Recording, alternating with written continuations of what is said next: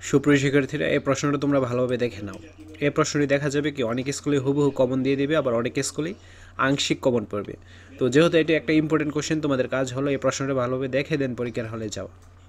বহু নির্বাচনী প্রশ্ন আসবে 15টি, 1 করে 15 নম্বর।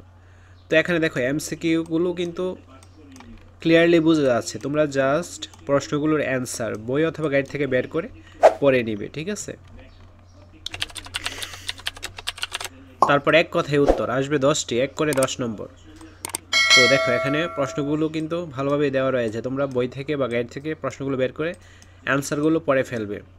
তো এরকম টাইপের অনেকগুলোই মডেল কোশ্চেন কিন্তু ইউটিউবে আপলোড করা আছে, সবগুলো সেট যদি তুমি দেখে দেন পরীক্ষার হলে যাও তাহলে পরীক্ষায় ভালো করতে পারবে। আর জাস্ট এই সেটের উপর নির্ভর করে কিন্তু পরীক্ষার হলে যাও না, এর ফলে কিন্তু ক্ষতিও হয়ে যেতে পারে। তারপর সংক্ষিপ্ত উত্তর প্রশ্ন আসবে 10টি, 2 করে 20 নম্বর।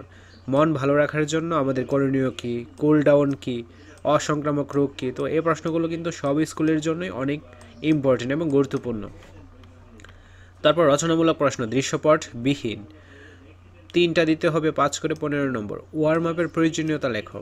ওয়ার্ম আপ কী? খেলাধুলায় আঘাত বা দুর্ঘটনা এড়াতে করণীয় ব্যাখ্যা করো। মানুষের গুণ বা বৈশিষ্ট্য বলতে কী বুঝো? বুদ্ধিমান মানুষের গুণ বা সাধারণ বৈশিষ্ট্যগুলো লেখো। তো কোনো একটা পরীক্ষার আগে তোমরা কী করো? ওই বিষয়ের যে রিলেটেড প্রশ্নগুলো বা মডেল কোশ্চেনগুলো ওইগুলো ভালোভাবে দেখে দেন পরীক্ষার হলে যাও। তো এটা যেহেতু একটা ইম্পর্টেন্ট কোশ্চেন, এইটাও তোমরা ভালোভাবে দেখে দেন পরীক্ষার হলে যাবা, ঠিক আছে। তোমরা বার্ষিক পরীক্ষার ফাইনাল রিভিশন দিয়ে নাও, এটা থাকবে সম্পূর্ণ free model test. Video link comment এবং ডেসক্রিপশন বক্সে দেওয়া থাকবে। আজ এই ক্লাসগুলো বুক করে। তারপর রচনামূলক প্রশ্ন দৃশ্যপট নির্ভর। তো 5টি প্রশ্নের উত্তর দিতে হবে, 8 করে 40 নম্বর। সুমা 6ষ্ঠ শ্রেণীর ছাত্রী, ইদানিং সে তার শরীর এবং মনে কিছু পরিবর্তন অনুভব করেছে। কিছুটা লজ্জা এবং দ্বিধার কারণে সে তার অনুভূতি কারোর সাথে শেয়ার করতে পারছে না। তাছাড়া মা একটুখানি রাগ করলেও তার মন খারাপ হয়। অন্যদিকে সুমার সহপাঠী হিম হঠাৎ করেই রেগে যায়। কখনো কখনো হিমুকে স্কুলের বাইরে ছেলের সাথে ঘোরাঘুরি করতে দেখা যায়। তাছাড়াও হিমু বন্ধুদের সাথে প্রায়ই খারাপ ব্যবহার করে। সুমা এবং হিমু তাদের জীবনের কোন সময়কাল অতিক্রম করেছে ব্যাখ্যা করো। শরীর এবং মনের যত্ন সুমা ও হিমুর করণীয় কী হতে পারে ব্যাখ্যা করো। তারপর দেখো রানাদের বাড়িটিতে নানা রকম গাছপালার সমাহার ছিল, ফলে এখানে বিভিন্ন রকম পাখি এবং বন্যপ্রাণীর আনাগোনা ছিল। কিন্তু পাকা বাড়ি নির্মাণের জন্য রানার বাবা বাড়ির প্রায় সব গাছপালা কেটে পরিষ্কার করে ফেলেন।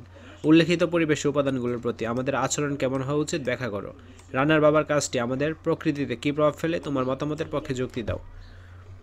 তো তারপর দেখো এখানে প্রশ্নটা ক্লিয়ারলি বোঝা যাচ্ছে, কোনো কারণে যদি ভিডিওটি গোলা আসে তাহলে তোমরা ইউটিউবের ভিডিও সেটিংয়ে যে ভিডিওর কোয়ালিটিটা ইনক্রিজ করে দিবে, তাহলে তোমরা ক্লিয়ারলি বুঝতে পারবে, ঠিক আছে।